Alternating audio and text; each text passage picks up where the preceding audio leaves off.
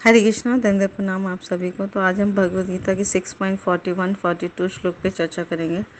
प्राप्य पुण्य कृतां लोकान् उषित्वा शाश्वती समा शुचिनां श्रीमतां गेहे योग भ्रष्टो विजायते अथवा योगिनामेव कुले भवति धीमताम् एतद्धि दुर्लभतरं लोके जन्म ईदृशम्।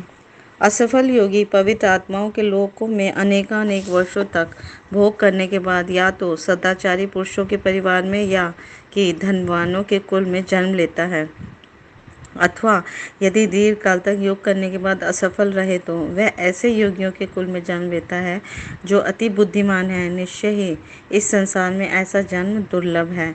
तो श्री प्रभुपाद जी बहुत सुंदर बता रहे हैं तात्पर्य में कि भगवान कृष्ण से जब अर्जुन ने पूछा कि जो असफल हो जाते हैं भक्ति मार्ग से या योग मार्ग से, तो वो उनकी क्या गति होती है। तो भगवान पिछले श्लोक में भी बताया कि कभी भी भला करने वाले का कभी भी बुराई से वो पराजित नहीं होता, उसके साथ बुरा नहीं होता। लेकिन अगर कोई असफल हो जाए तो वो अनेकानेक ऐसे स्वर्ग लोकों में या अच्छे पवित्र आत्माओं के लोकों में वहाँ पे भोग आदि करने के बाद उसको सदाचारी पुरुष के परिवार में जन्म मिलेगा या धनी परिवार में जन्म मिलेगा या ऐसे कुल में जन्म मिलेगा जो जहाँ पर सब बहुत अति बुद्धिमान है। और ऐसा जन्म जो है इस भौतिक संसार में अत्यंत दुर्लभ है। तो हम मतलब उसको पैतृक संपत्ति मिल गई, बुद्धि या भक्ति, तो ये उसको और लाभ मिल जाएगा आध्यात्मिक प्रगति करने का। और फिर वो इस जीवन को अगर भक्ति में लगा के अपना जीवन सफल बनाएगा तो उसका मनुष्य जीवन धन्य हो जाएगा। तो ये एक प्लस पॉइंट हो जाता है। तो असफल योगियों की दो श्रेणियां हैं, एक जो बहुत उन्नति के बाद भ्रष्ट हो जाते हैं और जो थोड़े समय बाद ही भ्रष्ट हो जाते हैं। तो जो थोड़े समय बाद भ्रष्ट होते हैं वो स्वर्गलोक चले जाते हैं, जहाँ पे पुण्य आत्माओं को प्रविष्ट होने दिया जाता है। और स्वर्गलोक में बहुत सुख है, बहुत ही इंद्र तृप्ति है, और वहाँ पे वो दीर्घ काल तक रहेंगे। और फिर जैसे ही उनके पुण्य खत्म हो जाते हैं तो पुनः इस भौतिक पृथ्वी लोक में उसे भेज दिया जाता है। तो और ऐसे परिवार में उसका जन्म होता है जो सदाचारी ब्राह्मण है, वैष्णव है या धनवान है, ताकि उसे योगाभ्यास करने का या भक्ति योग करने का और अवसर मिले, सुनहरा अवसर मिले, और फिर कृष्ण भावना अमृत की वो सर्वोच्च सिद्धि को प्राप्त कर सके। तो इस अध्याय के तो इस तरह से हमें समझ आता है कि हमें भौतिक इच्छा की पूर्ति करने की अनुमति दी जाती है, लेकिन अगर हम असफल हो जाते हैं तो हमें एक और अवसर दिया जाता है वैष्णव परिवार में या धनवान परिवार में, ताकि हम मेन जो है वो इन सुविधाओं का लाभ उठाते हुए पूर्ण रूप से कृष्ण भक्त बन जाए, कृष्ण भावना भावित अपनी चेतना करके अपने आप को ऊपर उठाएं। तो इसको हमें समझना चाहिए। तो यहाँ पर जो योगी अगर बुद्धिमान कुल में जन्म मिलेगा तो उसमें भी उसको लाभ ही लाभ है, क्योंकि ऐसे कुल में जो उत्पन्न बालक होते हैं ना, आप देखेंगे वो बचपन से ही उनको आध्यात्मिक प्रोत्साहन मिलता है और उनको बाधाएं कम होती हैं। तो ज़्यादातर जो हमारे आचार्य हैं, ये गोस्वामी हैं, वो ऐसे कुल में हुए थे उत्पन्न ताकि उनको शुरू से ही भक्ति मिली, उनकी पैतृक संपत्ति है भक्ति।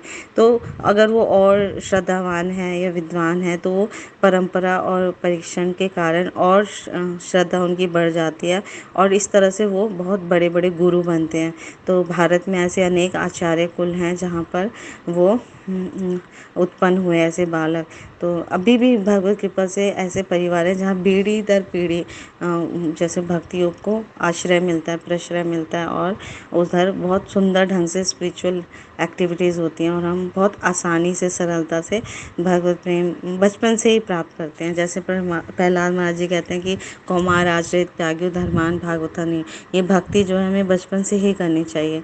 तो ऐसे परिवारों में जन्म लेना सचमुच ही अत्यंत सौभाग्य की बात है।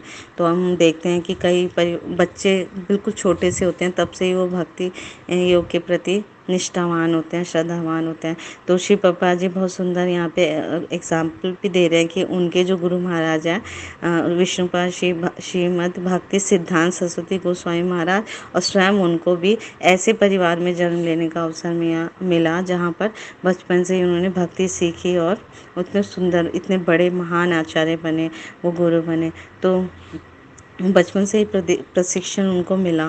तो इस तरह से हम देखेंगे कि बहुत परम सौभाग्य है। तो भक्ति कहीं भी खराब नहीं जाती। अगर कोई थोड़ी सी भी भक्ति कर लेता है ना, क्षण मात्र भी एक बार भी हरे कृष्णा बोल देता है, या भक्तों को देख लेता है, या भक्तों को प्रोत्साहन देता है, उत्साह बढ़ाता है ना, तो उसमें भी उसकी ये अल्पकालिक भक्ति भी उसको बहुत ज़्यादा फल देगी और सुंदर फल देगी। तो इसलिए हमें भक्ति में उत्साह बना के रखना चाहिए। तो अगर हम तीव्रता से भक्ति करना चाहते हैं तो सदैव सतत भगवान के हरि पवित्र नामों का कीर्तन करना चाहिए, क्योंकि जितना अधिक हम भगवान के पवित्र नामों का कीर्तन इस कलयुग में करेंगे, उतनी तीव्रता से हम भक्ति योग में दृढ़ होंगे और इस मनुष्य जीवन का परम लक्ष्य प्राप्त कर पाएंगे।